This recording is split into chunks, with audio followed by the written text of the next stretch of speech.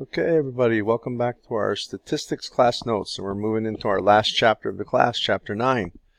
And in this chapter, we're going to talk about inferring population means. So in chapters 7 and 8, we were talking about inferring population proportions. Now in chapter 9, we're going to talk about inferring population means.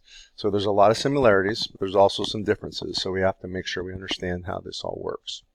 In section 9.1, we're going to talk about sample means of random samples, and we're going to discuss the accuracy and precision of the sample mean as an estimate of the population mean, and find the standard error of the sampling distribution of the sample mean. So there's three characteristics of the sample mean that we always need to think about when we're looking at a random sample and its mean. First is, what's the accuracy of this sample mean? Second, what's its precision?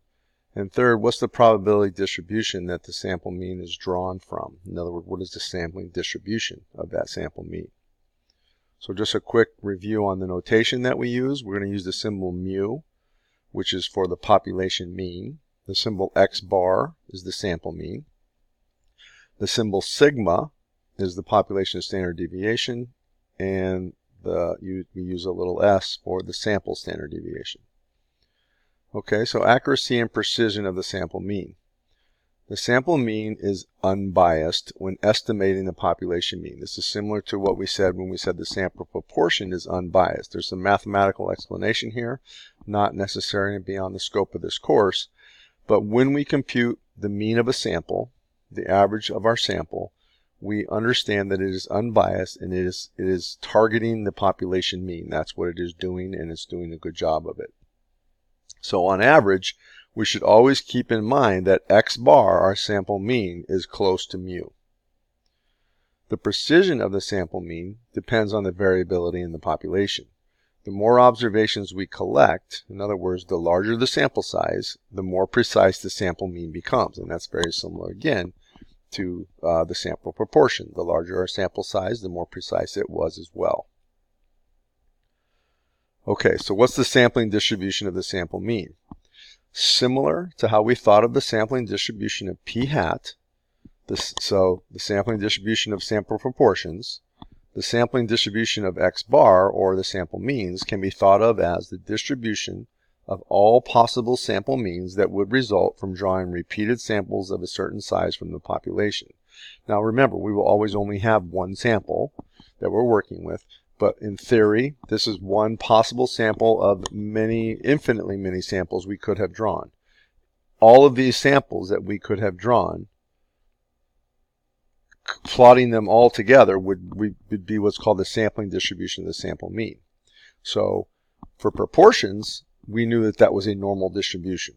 For the sample means, it's going to be a little bit different. It's going to be something that's kind of like the normal distribution, but it's not quite. And you'll see in a bit that's called the t distribution. Okay, so as a reminder, the standard deviation of the sampling distribution is called a standard error, just like we did with sample proportions. So we're going to use the term standard error to represent the standard deviation of our sampling distribution. Okay, now what's the effect of the sample size on the sampling distribution? Again, as the sample size increases, the standard error decreases. The mean of the sampling distribution, however, remains the same, mu. So this is an example of taking samples of size 100, taking multiple samples of size 100 and plotting them. So the mu is the mean.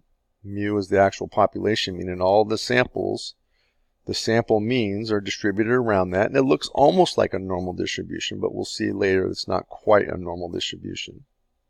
As we increase n to 400, we can see that the standard deviation is decreasing there. They're clumping much more around the true population mean, which is represented by this red line bar here. Okay, and then even larger sample of n equals 900, it gets even tighter around the true population mean. So the standard error, the standard deviation of the sampling distribution, gets less and less as the sample mean increases. I'm sorry, as the sample size increases, n.